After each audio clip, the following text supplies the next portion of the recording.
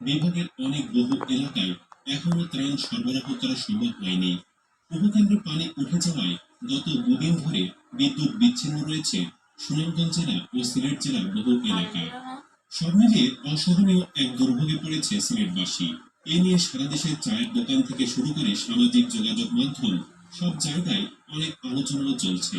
তবে এর ফাঁকে আড়ালে পড়ে যাচ্ছে উত্তর ও মধ্যাঞ্চলের অসংখ্য জেলার বন্যার ভয়াবহ পরিস্থিতির বিষয়টি। চলুন এই ভিডিওটিতে সিলেট ও সুনামগঞ্জের বাহিরে আরো অন্তত 10টি জেলার বন্যা পরিস্থিতির সার্বিক অবস্থা জেনে নেওয়া যাক।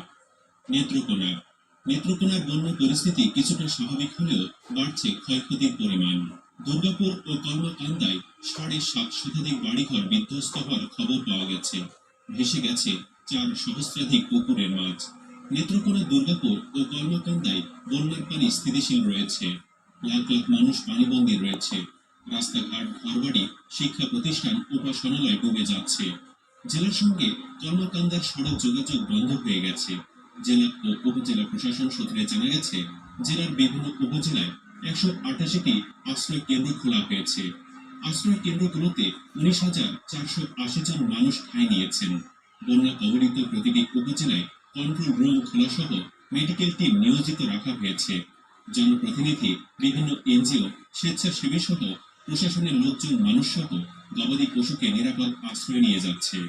দুর্গাপুর উপজেলা প্রশাসন জানিয়েছে, সদর, চণ্ডীগড়, গাওগান্দিয়া ও বিরিশিরি ইউনিয়নের 40,000 পরিবার ক্ষতিগ্রস্ত হয়েছে। পানির স্রোতে অন্তত 1.5 শতাধিক বাড়িঘর ভেঙে গেছে। কাঁচা পাকা সড়ক ভেঙে গেছে। এখনো ক্ষয়ক্ষতি নিরূপণ শুরু হয়নি।